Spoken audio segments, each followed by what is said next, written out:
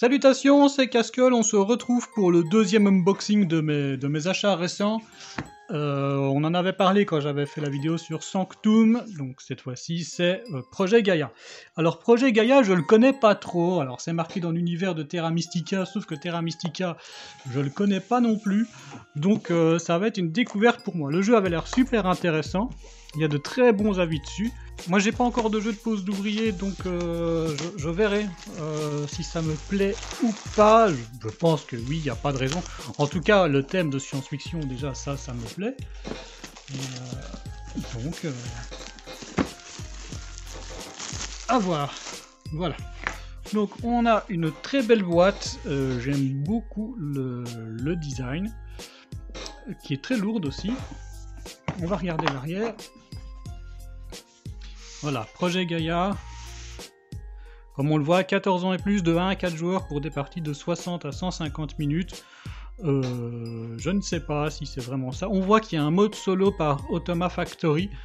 Bon, j'ai pu comprendre qu'ils étaient plutôt bons hein, pour faire des modes solo. J'en ai aucune idée, j'ai jamais fait, donc on va ouvrir. Oh, j'étais une belle là. Alors... on va se recentrer un petit peu. Qu'est-ce qu'on a? On a un sac avec tout plein de bâtiments. Est-ce que je l'ouvre? Allez, je vais l'ouvrir.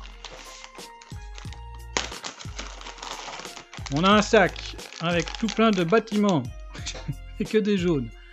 Je vais pas ouvrir hein, ça par contre, mais donc on voit, je sais pas du tout ce que c'est. Il y a donc la même chose pour chaque joueur.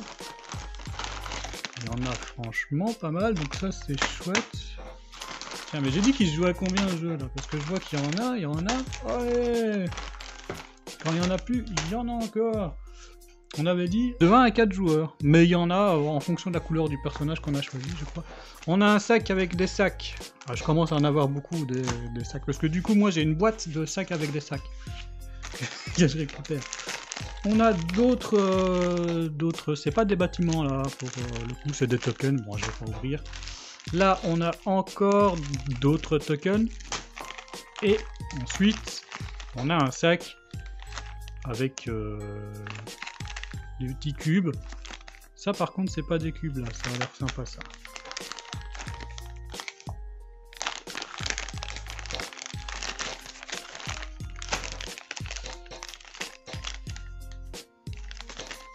On va regarder de plus près, en sortir un.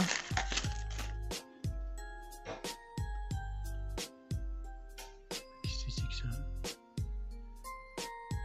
Ouais, j'aime bien. Ok, c'est des ressources, je crois. Mais je ne sais pas des ressources de quoi. Parce qu'on va avoir tout un tas de ressources. On a des cartes, d'après ce qui est marqué au dos de la boîte, parce que j'ai regardé juste avant. Les cartes apparemment ce seraient les cartes du mode solo, donc de l'Automa.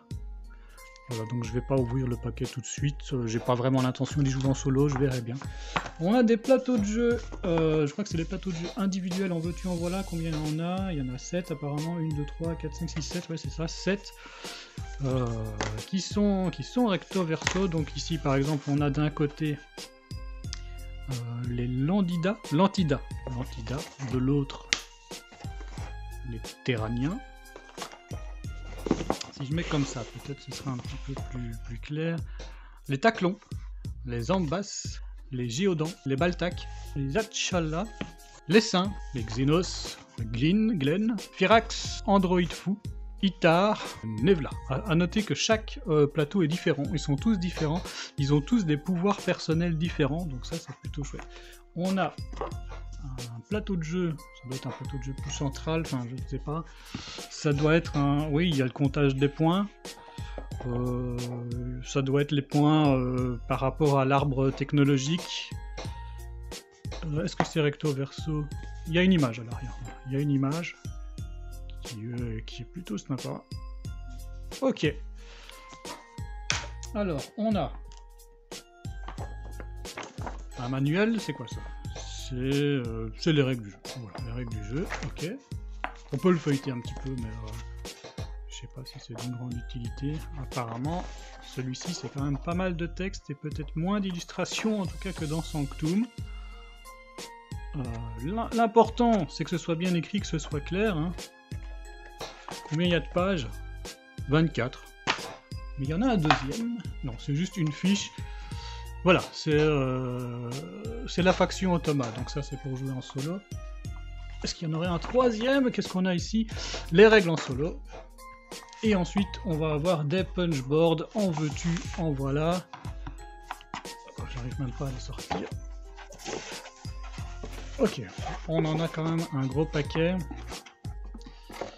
Je vais peut-être pas les sortir maintenant, mais on va regarder un petit peu. Donc on va avoir tout un tas de tuiles d'espace. Ce qui est logique, hein, parce que ça se passe dans l'espace. Ok.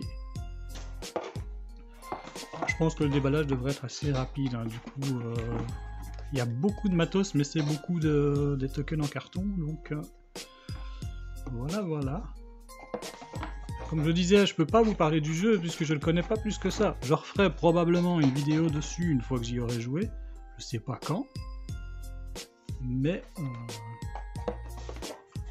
en tout cas, j'ai vu que des bonnes critiques dessus. D'ailleurs, il est très bien classé sur le site de Board Game Geek. Alors, je me réfère pas forcément à ça pour choisir mon jeu. Mais une fois que j'ai un jeu, j'ai tendance à aller voir s'il est dedans, enfin s'il est bien classé. Celui-ci il est 7ème je crois pour le moment. D'ailleurs je suis un peu déçu parce que j'ai Great Western Trail qui était 10ème, il est redescendu d'une place 11ème à cause d'une extension de je sais plus quoi. Ça c'est un plateau avec je pense que ça se passe en 6 manches et donc ça c'est le plateau qui représente les manches et je ne sais pas quoi d'autre. Ok. Et ben on a déjà tout vu. C'était Projet Gaïa. Là on voit l'ensemble du contenu de la boîte étalé sur une table. Apparemment il faut quand même une grande table, hein, parce que si on doit mettre ce plateau central plus autour tous les plateaux personnels, l'espace et ce truc là, il faut quand même une grande table je pense. Un jeu qui a l'air quand même très chouette.